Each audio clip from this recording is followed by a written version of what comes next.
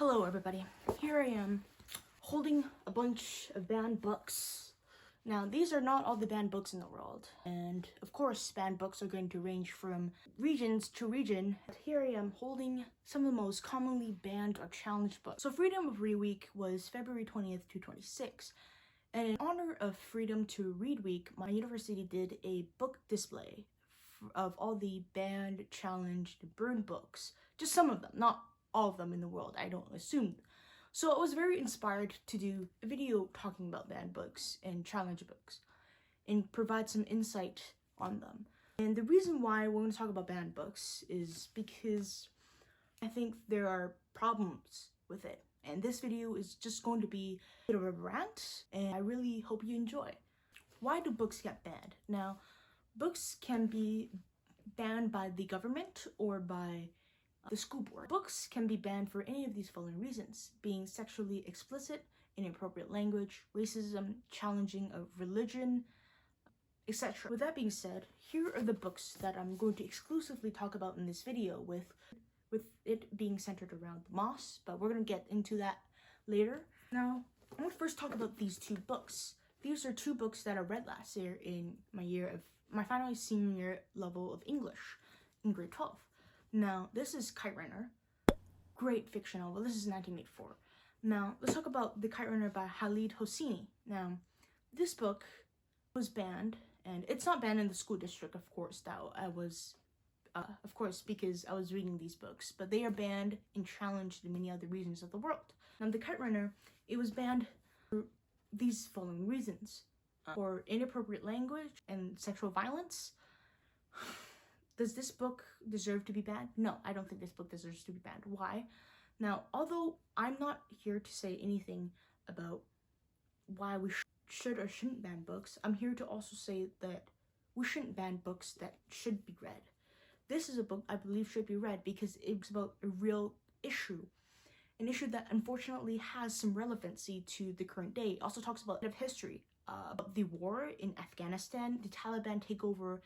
And book is not a book that you can read without feeling any type of emotion, whether if that is sadness or infuriation or any of these emotions that exist in the world.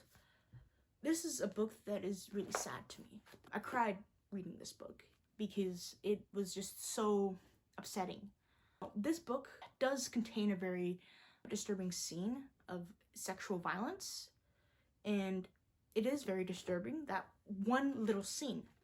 However, this is a book that I don't think people should hold off. I do think there should be, if any case, a trigger warning of that particular scene and like skipping those pages. But this is a book that I don't think should be missed out on in school settings. The next is 1984. Now, this is going to go really fast. George Orwell, great author, recently finished his book Animal Farm. In 1984, very popular dystopian novel. It was banned for political reasons. Now, this book is not a book that I look at as being, I think, should be just banned in school setting. This is a book that should be read. Why? Because a lot of these issues are very relevant in today's society, in some countries, especially with surveillance and relating to politics, the government, propaganda, etc. This book doesn't have a reason to be banned. It's not promoting any of these things. Same with The Kite Runner. These are books that are not promoting any of these acts, any of these heinous acts. These are books that have a story attached to it, some history attached to it. And quite frankly, I am going to go on to the next book. Now, this is The Origins of the Species by Charles Darwin. Now, I'm pretty sure you may have heard of Charles Darwin, the one and only, famous for this book, published in 1859 on The Origins of Species. May have heard him in your bio class or psychology class. These are courses in which I've heard of him, and especially on The Origin of Species. This book was banned for religious reasons, and I don't really know what to say other than the fact that this is a very scientific piece of work. It talks about his discovery. This is a book that I'm hoping to read very soon. So let's talk about the focus of today, and this is the Moss book. Now, this is a book that I think should be read in school settings. Now, let's talk about why was it banned. Now, why was this book banned? Now, this book was actually recently banned on January 10th in the state of Tennessee. In the school boards, it would pass unanimously. It was banned because of inappropriate context, inappropriate language, and is absolutely absurd. This is just suppression of history. But Art Spiegelman. Now, Art Spiegelman actually did a reaction to the banning of his book on CNN. Now, this is a video clip.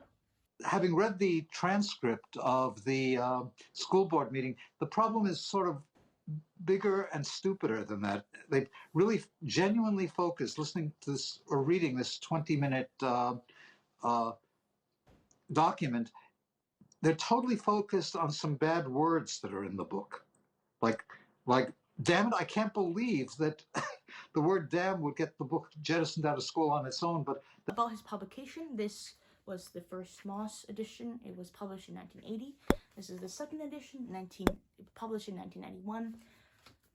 Both of these books talks about the history of Holocaust. This book depicts mice as the Jewish people and the cats as the Nazis.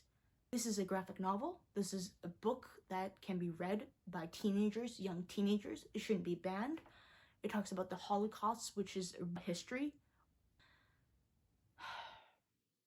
It is disappointing, to say the very least, that this is banned. I don't believe that those are the reasons why it's banned. There's reason to ban a book that literally talks about history. It talks about the Holocaust. Something that the survivors and families of the survivors are still coping with today. What's even more disturbing was that the ban of the book in Tennessee happened 2 weeks, like less than 2 weeks of Holocaust Remembrance Day. That's just ridiculous. Moss is a book, like, literally, there's mice and cats. There's nothing sexual about that. And in terms of inappropriate language, kids are literally exposed to that. Now, am I endorsing kids to swear? No, I'm not endorsing any of these things. I'm just stating that these stated reasons are not the reasons. These cannot be the legitimate reasons, given that these books literally talk about the history. We cannot have any more people who are ignorant about what happened in the Holocaust, what happened during World War II. We can't have people playing hate symbols because of their ignorance. And this is what happens when there's a lack of education. And suppressing history is going to contribute to these people being more ignorant.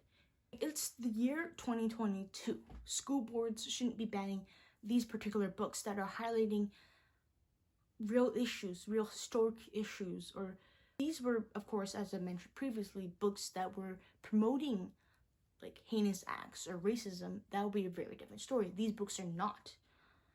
And in 2022, the banning of books are still happening. We're seeing this in the United States, and I don't know what to say other than the fact that there are other issues in the education system that should be addressed, and the banning of books is not one of them. And so that leaves me on this video today is, what do you think about the banning of books? And yeah, I hope you enjoyed this video, and I'll see y'all next time.